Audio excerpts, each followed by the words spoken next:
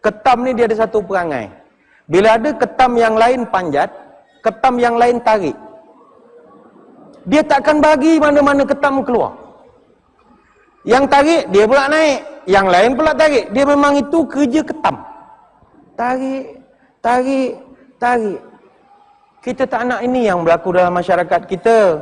Bila orang-orang di sekeliling kita, sebangsa seakidah misalnya, nak naik berjaya, kita tarik. Orang ni nak kita tarik. Akhirnya kita akan bawa budaya ketam ini. Kata orang tua-tua,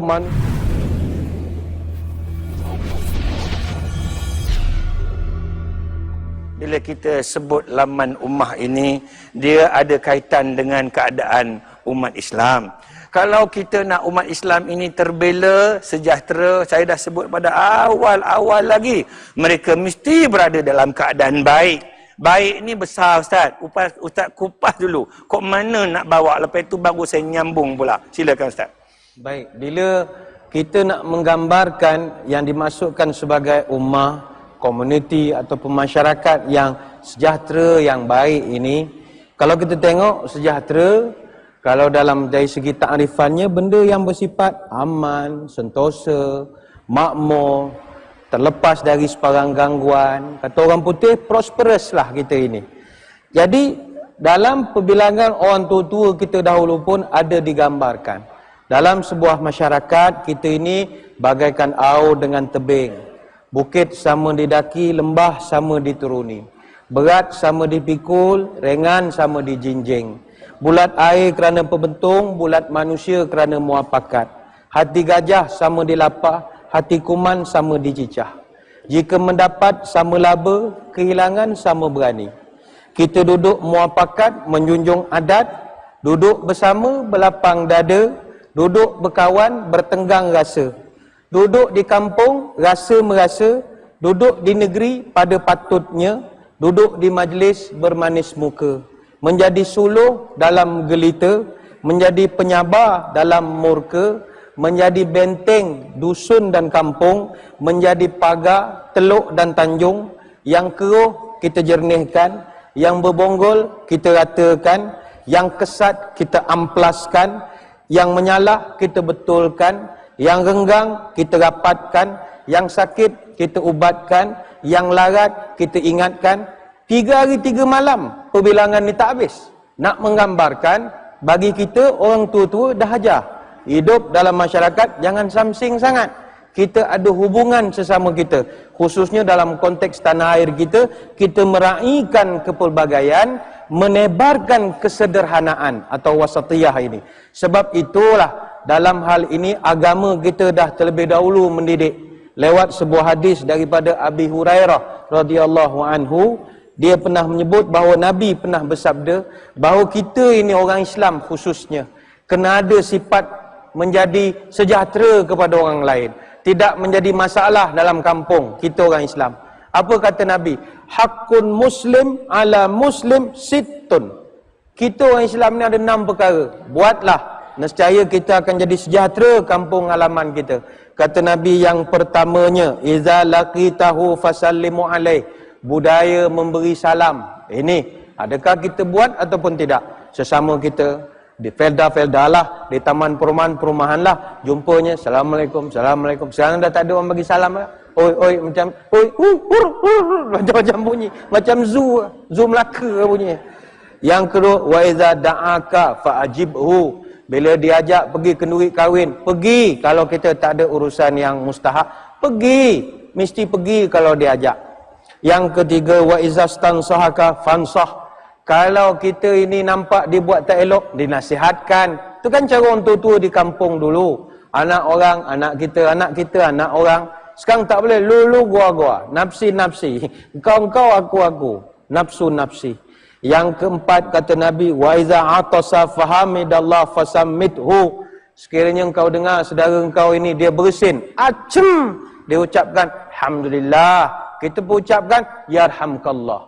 Benda ini asas, tetapi sangat mustahak untuk sebuah masyarakat yang aman tentram. Kemudian apa lagi kata Nabi? Yang kelima, wa iza marida fa'udhu. Sekiranya engkau dengar dia sakit, pergilah ziarah kepada dia, menengokkan dia, melawat, bawa ubat dan bawa apa-apa yang patut. Yang keenam kata Nabi, wa idza mata fatba'hu. Bila dia meninggal dunia, hendaklah kau ikut jenazah dia, bukan uruskan, ikut sampai ke liang lahat kalau mampulah. Kalau dia orang Kelantan duduk di Melaka, nak bumi di Kelantan, terpulanglah kalau nak mengikut sampai di Kelantan. Tapi itulah sedangnya orang Islam ini disuruh oleh Nabi kita jadi sebagai masyarakat yang sejahtera, tak menyusahkan orang. Sebab itulah apabila kita nak membahaskan tentang sebagai manusia, kita hidup jangan menyusahkan orang lain, kerana itu bukan sifat orang Islam. Sifat orang Islam ini, dia memang sentiasa menjadikan orang di sekeliling dia suka dengan kewujudan dia, bukan menyakitkan hati. Wallahualam. Kita ni pasal apa susah sangat nak menyatukan masyarakat kita ni, Ustaz Bat, sedangkan laman sudah disediakan. Sila tu. Baik, terima kasih. Apa punca benda-benda ini berlaku? Saya nak balik kepada sejarah. Ada satu catatan daripada Tome Pires. Dia buat satu catatan namanya Summa Oriental. Dia pernah datang ke Melaka. Kata dia semasa zaman Kesultanan Melayu Melaka, bayangkan ketika itu begitu harmoninya Melaka ini, 250,000 rakyat Melaka ketika itu terdiri daripada 50 bangsa yang berbeza. Mereka bercakap 84 bahasa yang berbeza, tapi boleh hidup harmoni 110 tahun. Berbeza semua. Tapi pada penghujungnya runtuh. Apa sebab? Antara puncanya adalah kerana perpecahan, hasad dengki, PhD ni. PhD ni, bukan PhD lah. Perasaan, hasad dengki dan macam-macam. Sebab itu, kita merayulah pada malam ini. Hadirin hadirat sekalian, betapa dan siapa pun kita, jom kita ambil pelajaran daripada kisah ketam. Saya nak cerita hal ketam malam ini. Kalau kita ke Melaka ni, kalau pergi Umbai, Alai, Serkam, Bekalan Balak, kita akan cari banyak makanan laut. Antaranya ketam, masak cili, macam-macam. Ada cerita ketam. Di Filipina, dekat kawasan Katarman, Samar, Apari, Cagayan, Bulan, apa semua ni, dia banyak industri ketam. Ketam dia besar-besar, ketam jenis mud crabs, ketam nipah itu dia panggil alimango. Kalau ketam yang jenis blue crab ni, yang biru itu dia panggil alimasak. Dia orang industri ketam di kawasan Katarman Samar, bekas dia taruh ketam tak pernah bertutup. Dia orang tangkap dari laut, masukkan dalam satu tempayan, tak payah tutup. Dan ketam tak hilang. Taruh malam ni, esok pagi ada lagi. Patutnya ketam tu larilah. Jadi orang buat kajian apa sebab ketam tak pernah keluar daripada bekas dia. Tak payah jaring, tak payah pagar. Rupanya kata orang penternak-penternak ketam di Filipina, ketam ni dia ada satu perangai. Bila ada ketam yang lain panjat, ketam yang lain tarik. Dia takkan bagi mana-mana ketam keluar. Yang tarik, dia pula naik. Yang lain pula tarik. Dia memang itu kerja ketam. Tarik, tarik, tarik. Kita tak nak ini yang berlaku dalam masyarakat kita. Bila orang-orang di sekeliling kita, sebangsa seakidah misalnya, nak naik berjaya, kita tarik. Orang ni nak, kita tarik. Akhirnya kita akan bawa budaya ketam ini. Kata orang tua-tua, manusia rakus, tamak, serakah, mengeruk harta, mau menjarah, memburu pangkat sampai menyembah, budi buruk, perangai rendah, akal bengkok, hati pun rakus, memburu harta, bertungkus lumus, mengejar pangkat, tahan tertomos, tuah hilang, maruah pun pupus. Tak ada nilai kita. Berdengki siang malam. Dengki ni kata orang Negeri Sembilan, dongki. Orang dongki ya. Keldai itu yang banyak sekali berdengki. Baik itu teringat saya ada satu pasapah bahasa Inggeris dengan izin ya. Kita semua ini tak sedar kita sedang dipenjarakan. Bukan di penjara Kajang, bukan di penjara Sungai Buloh, bukan di penjara Penor. Dia panggil penjara hati. Apa penjara hati? Pertama, kata orang putih, the jail of hatred. Penjara kebencian. Terlampau benci itu luar biasa lah. Apa pun dia buat, kita takkan terima. Itu penjara tu. Yang ketiga, the jail of greed. Ketamakan. Tamak dengan segala apa yang ada di sekeliling. Tamak ni apa artinya? Kalau aja ikut Rumi, ikut Jawi, To, Mim, Ain. To ada satu mulut, Mim mulut kedua, Ain perut buncit.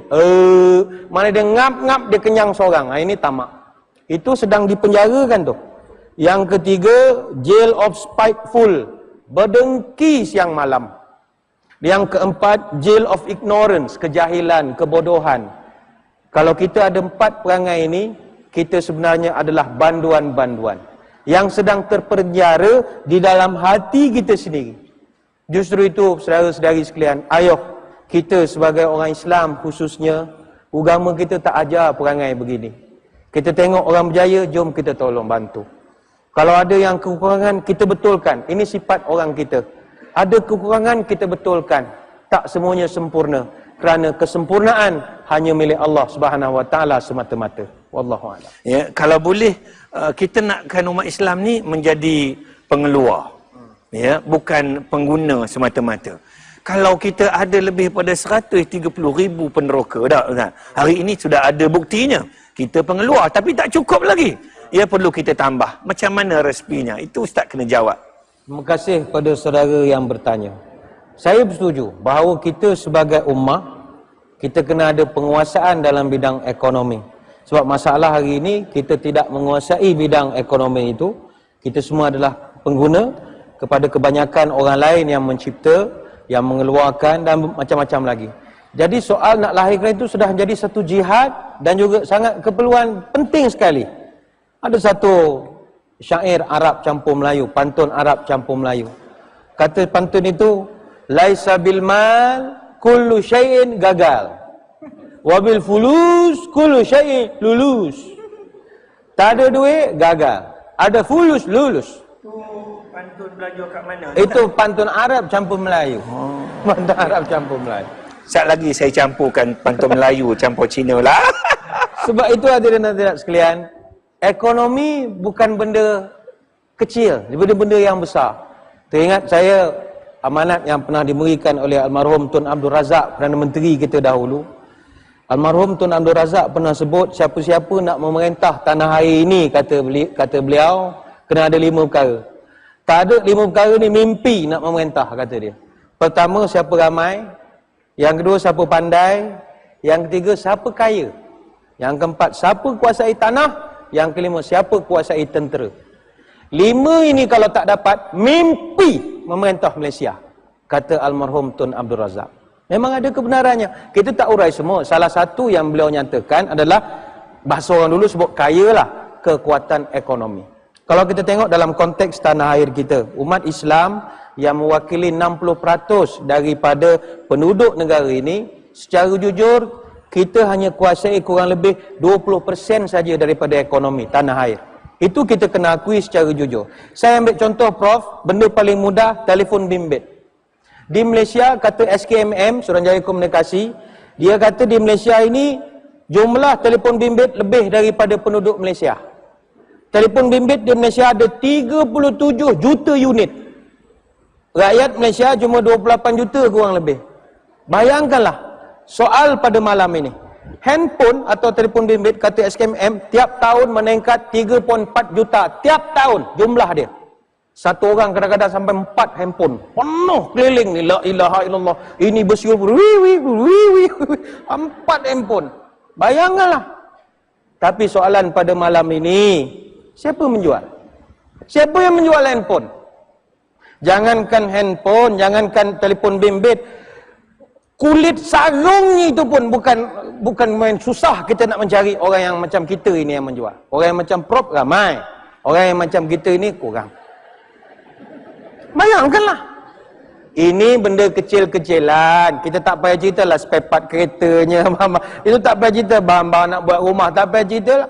Telefon bimbit saja. Di Malaysia ini, 61% pengguna telefon bimbit orang laki-laki. Orang perempuan 38.9%. Begitu ramai, berapa orang yang daripada kalangan orang Islam? Itu soalan. Meninjau dalam konteks global, lagi teruk. Kajian menunjukkan kebanyakan negara Islam semua jatuh kategori negara kurang membangun. Walaupun negara Islam hasilkan 44.5% daripada pengeluaran minyak mentah dunia, tapi dia punya tahap ekonomi jauh ketinggalan.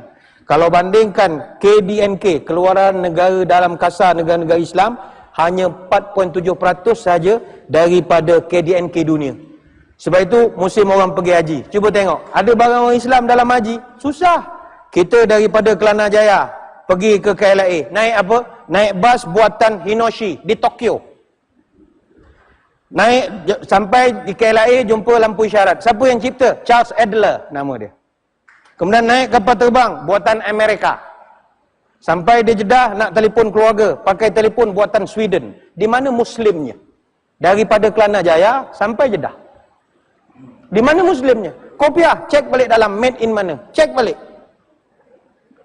Sebab itulah penguasaan ekonomi dah sampai peringkat maruah dan martabat. Ayo, saya kira Felda boleh menjadi juara dalam hal ini. Wallahualam. Saya sebutkan berbanyak kali, sebangsa tetapi terlampau banyak perbezaannya. Sepatutnya sebangsa sudah tentu banyak persamaan yang boleh kita capai. Itulah laman ummah. Tetapi malangnya, orang yang tidak sebangsa, dia banyak persamaannya. Oh, susah sungguh soalan tu. Jawab Ustaz. Itu. Terima kasih Profesor. Memang ada kalangan kita yang kadang-kadang telah pun berjaya, tapi tak ada sifat nak membela sesama kita. Pentingkan diri sendiri, tak ada dah nak membantu orang lain. Saya nak bawakan Prof ada satu cerita, ni cerita dongeng. Ada cerita pasal tikus ya. Tadi ketam ni tikus pula lah.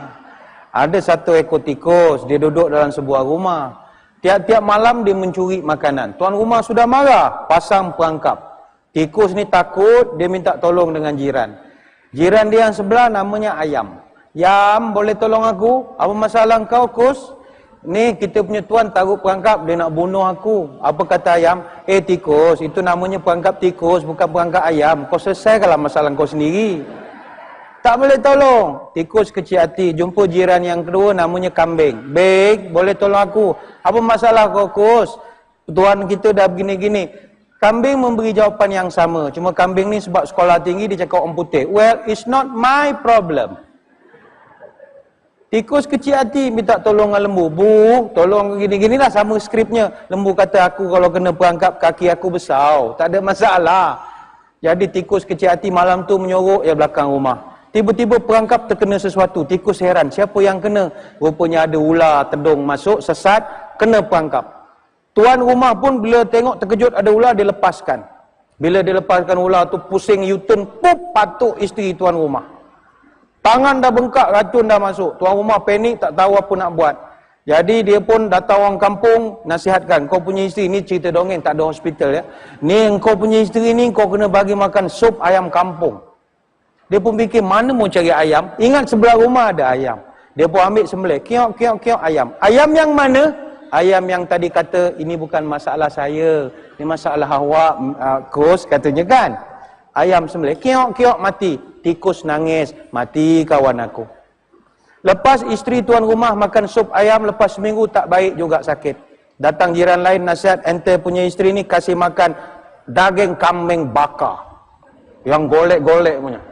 Dia berfikir, mana mau cari kambing? Oh, sebelah rumah ada kambing. Dia pun ambil, mbak, it's not my problem. Sekarang, it's problem.